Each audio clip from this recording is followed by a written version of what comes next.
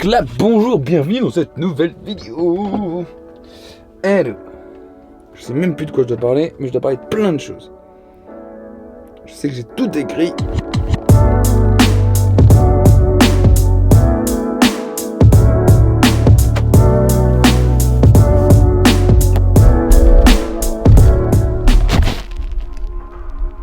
Je regarde en arrière, je vous vois. Les Là, yeux dans vers le- la terre, je vous vois. Même le nez en l'air, je vous vois. Je regarde la mer, je vous vois. Sur la route Ok, je fais une côtière. pause dans mon montage là pour vous expliquer 2-3 trucs. Je vais vous parler de ma façon de créer, qui n'est pas forcément la meilleure, mais c'est la mienne. En fait, j'en ai plusieurs, mais celle que j'ai adoptée pour ce film en fait.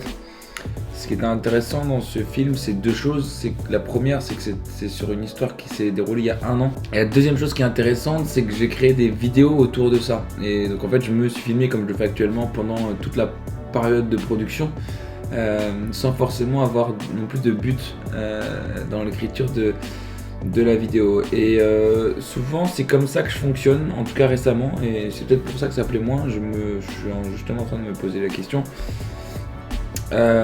Parce que en fait du coup c'est vrai que c'est compliqué d'avoir des cohérences d'histoire quand tu filmes pas, tu filmes pas pour faire une histoire. Je reprends cette explication en voix off et j'en profite pour vous mettre des images qui n'ont rien à voir. Des images que je n'ai pas utilisées pour l'instant et ça me chagrinait de ne pas les voir. Là par exemple c'est un petit ride à Paris avec des copains. Bref, je disais donc que j'ai voulu faire ce film a posteriori avec des images que j'avais déjà, mais que je n'ai pas tourné pour ce documentaire précis.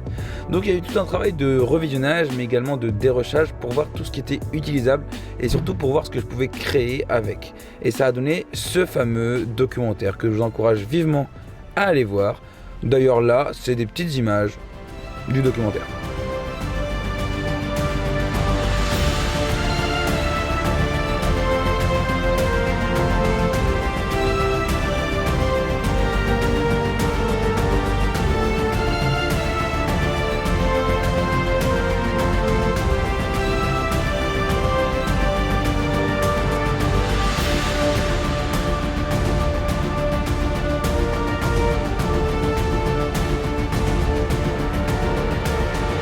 Il y a eu une partie importante pendant la création du film, pendant toute la période justement de créativité, ça a été le dérush. Le dérush, ça veut dire choisir les plans vidéo qu'on va intégrer au montage final.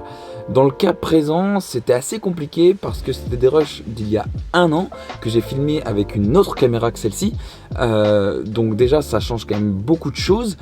Et surtout, c'est des plans que j'ai déjà utilisés en vidéo, sur plein de vidéos sur ma chaîne, que vous pouvez d'ailleurs retrouver. N'hésitez pas à aller les voir, à les commenter, à les liker, bref, à faire plaisir aux algorithmes, comme dirait l'autre. Donc ouais, ça a été une période quand même assez intense d'un point de vue créativité, même si on pourrait croire comme ça que ça ne l'est pas. Bah si, parce qu'en fait, en voyant des plans, en les revoyant, on se dit « Ah bah sur ce plan-là, je pourrais faire ce style d'effet, sur celui-ci, ce style-là. » Et donc, on crée des choses. Et c'était très intéressant. Et tu viens de me couper dans ma phrase. Ouais, je peux parler là. Tu t'appelles comment déjà ? Je m'appelle Ambroise Le Portrait. Je suis en train de regarder mon mail. C'est-à-dire que ma carte au final, qu'est-ce qui paraît beaucoup. C'était important pour moi d'intégrer dans ce documentaire des interviews des personnes qui ont façonné ce voyage. Parce que j'ai beau avoir fait le voyage de A à Z tout seul, il y a eu beaucoup de monde qui m'a rejoint sur les routes et je trouvais que c'était vraiment important de les avoir dans ce documentaire parce qu'un voyage, ça se crée à plusieurs. D'ailleurs, j'insiste dans le documentaire sur l'importance des rencontres. Et en fait, ces témoignages viennent souligner ceci et en plus c'est 4 témoignages que je trouve vraiment super intéressants. J'aurais pu en faire bien d'autres avec les autres personnes qui ont été sur le voyage. Ça aurait fait un documentaire beaucoup plus long avec forcément beaucoup plus d'infos, sachant que c'était déjà compliqué d'intégrer les interviews. Et d'ailleurs en parlant de ça, ce que j'ai essayé de faire, c'est d'orienter mes interviews avec des questions en essayant de les amener vers là où je voulais les amener pour qu'ils parlent de ce dont j'avais envie qu'ils parlent, mais bien évidemment je leur ai laissé libre cours à leur imagination et à ce qu'ils voulaient raconter. Ça apporte quelque chose de différent, ça apporte un tempo qui reste tout au long de la vidéo avec ces interviews, ces témoignages qui viennent un peu embellir tout ça et surtout de donner un autre point de vue que toujours le mien.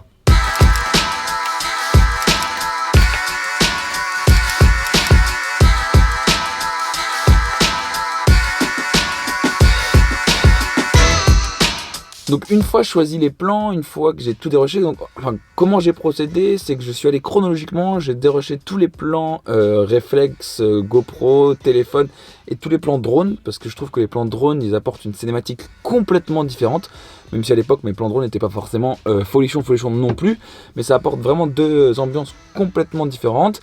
Et ensuite, eh ben, il a fallu choisir les musiques et les sound effects qui vont avec. Comment est-ce que j'ai procédé pour ça? C'est très simple, j'ai utilisé un site qui s'appelle Epidemic Sound, sur lequel on trouve tout type de musique et de sound effects. Ça fait presque 1 an que je l'utilise et c'est génial. Et récemment, ils m'ont contacté pour me faire parvenir un lien d'affiliation qui vous offre 30 jours gratuits. Donc n'hésitez pas à voir en description, je vous ai mis un lien, vous cliquez dessus, vous vous inscrivez, vous avez 30 jours offerts. Vous pouvez même vous désabonner si ça vous plaît pas, et vous pouvez un peu checker ce qui se fait dessus.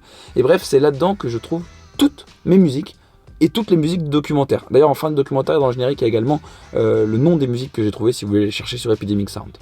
C'est un petit placement de produit vite fait, il y a de l'affiliation, si vous vous abonnez, moi je gagne de l'argent, c'est bien pour tout le monde, t'as compris, et en vrai c'est vraiment bien, je le pense sincèrement, c'est vraiment, enfin je l'utilise depuis 1 an. Que dire de plus ?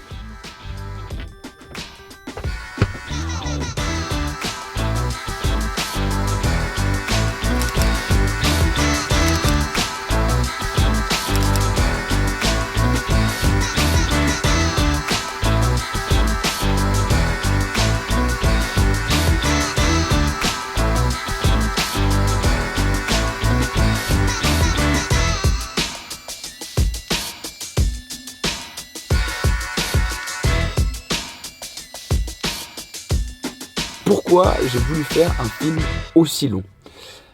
Déjà, il n'est pas très long, au final, il fait que 40 minutes. Je pensais à la base faire quelque chose de près d'1 heure.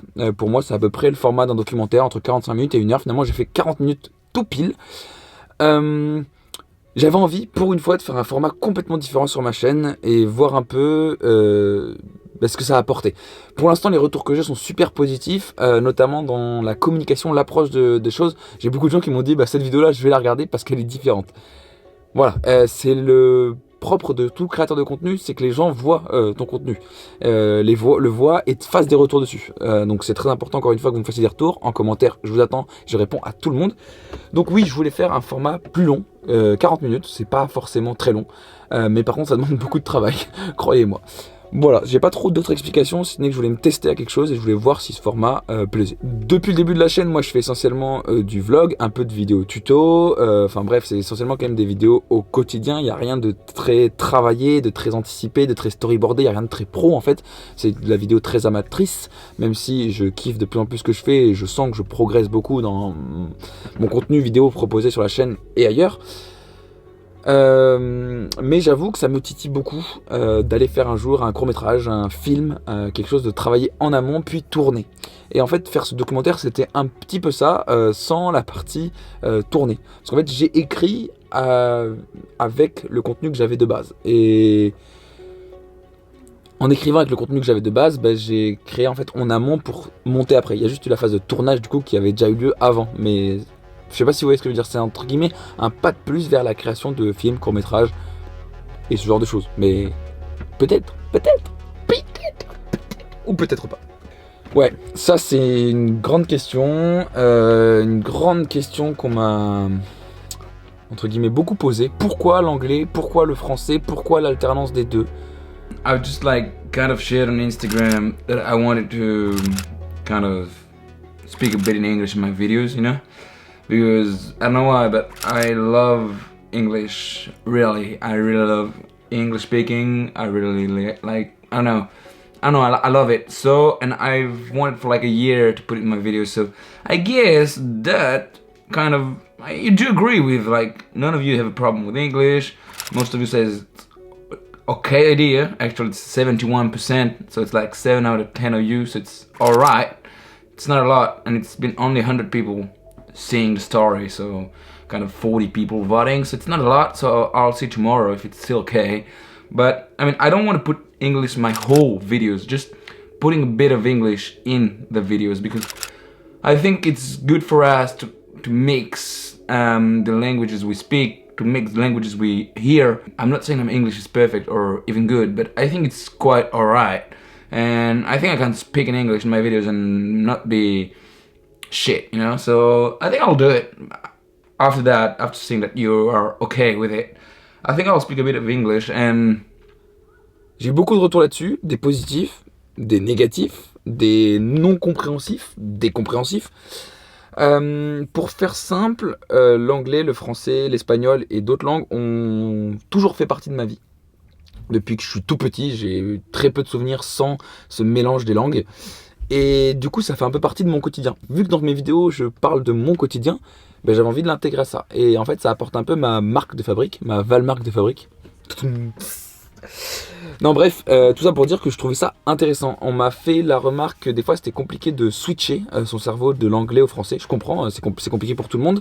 Mais je trouve ça justement super intéressant parce que ça permet de vous captiver, de vous garder dans la vidéo et de vous retenir le plus longtemps possible, parce que c'est ça l'intérêt de tout créateur de contenu, comme je disais, c'est que vous visionnez le contenu et surtout que vous l'appréciez. Et en restant sur la vidéo, forcément ça veut dire que d'une certaine façon vous l'appréciez. Ça se trouve, tout le monde zappe au bout de 2 minutes parce qu'on aura la gueule. J'ai pas encore regardé, je vais aller vérifier ça. Donc bref, voilà, c'est à peu près la réponse à toutes les questions que j'ai eues jusqu'à présent sur ce documentaire. N'hésite pas à poser d'autres en commentaire sur cette vidéo ou sur le documentaire après l'avoir visionné. Je compte faire un live Instagram très rapidement, donc n'hésitez pas à aller voir ma page Instagram pour savoir quand est-ce qu'il aura lieu. En milieu de semaine, sûrement un soir, par-ci, par-là. Et pendant ce live, je répondrai à toutes les questions qui seront posées et à bien d'autres pour échanger autour de ma façon de créer et de mes envies de création. Et voilà. Je vais reprendre, là il est 22h, on est le 22 août. J'ai 3 jours pour finir la vidéo de retour et la vidéo de teasing, on va dire. Enfin, en gros, la vidéo de retour qui tease un peu le film, la vidéo qui tease vraiment le film. Et ensuite, j'aurai une grosse semaine pour faire le film, pour le finir, hein, parce qu'il est quand même avancé. Et après, j'aurai encore une autre semaine pour faire cette fameuse vidéo là dans laquelle il y aura sûrement ça. Où je parle de créativité, où je parle de création, parce que c'est de la création, c'est un art, ça s'apprend. Voilà les amis, c'est tout pour cette vidéo. C'était la dernière vidéo du triptyque sur la création de mon documentaire. J'espère que vous êtes allés les voir, et notamment ce fameux documentaire de 40 minutes sur lequel j'ai passé beaucoup de temps, je dois l'avouer. Je suis en train de finir le montage de cette vidéo. On est le samedi 12 si je dis pas de bêtises. Demain sort le documentaire, mais donc il est déjà sorti si vous regardez cette vidéo. Bref, allez le regarder, vraiment, faites-moi plaisir, donnez-moi tous vos avis sur tout ce que je fais. Je vous kiffe vraiment. Et la semaine prochaine, commence une nouvelle aventure avec Sovan. Je ne vais pas tout vous montrer, mais la semaine prochaine commence une nouvelle aventure. Des bisous.